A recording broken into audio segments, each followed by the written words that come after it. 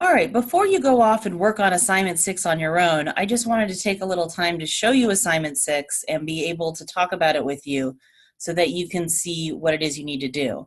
So here we have the problem, and we also have these numbers here of standard deviation, a sample size. You want to go through the steps really one by one because each part of this homework builds on the last part. So you need to identify the information in 1 and 2 before you can really move on to doing 3, 4, etc.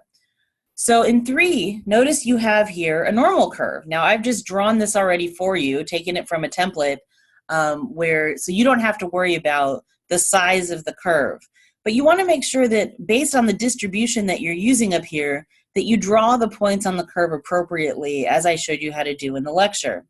Now to do that in Word, you can actually use some of these functions up here, which you saw me do earlier. You can use this draw and try to do it freehand, and that would be fine. You could also do insert, and because you are working from a template, it works a little better sometimes if you want to do insert shapes.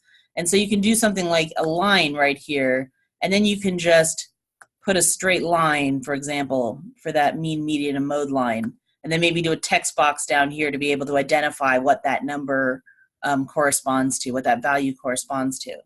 So it's up to you how you'd like to draw it. Just make sure that you do follow the directions and actually draw the chart. Make sure you label what's going on with all of the different points, and that you shade the probability region that you're looking for on your chart. Part of the grading for this assignment is whether or not the chart actually matches the answer for the distribution that you got. And you'll be surprised at how different the charts look if you're doing this correctly, because you're looking at the differences between this distribution and that distribution. And remember, this B distribution uses the central limit theorem to be able to expand that first one sample.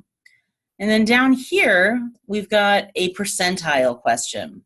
And I will point out that it says for the mean time to complete 1 month's review, and that is key. So make sure you choose the right distribution that looks at the average time over time, the samples, and then work on the percentile again in the way that I showed you on the lecture. And if you have any problems on this, I hope to either see you in my office hours, or you can also post in our question desk so that everybody can see the answers online.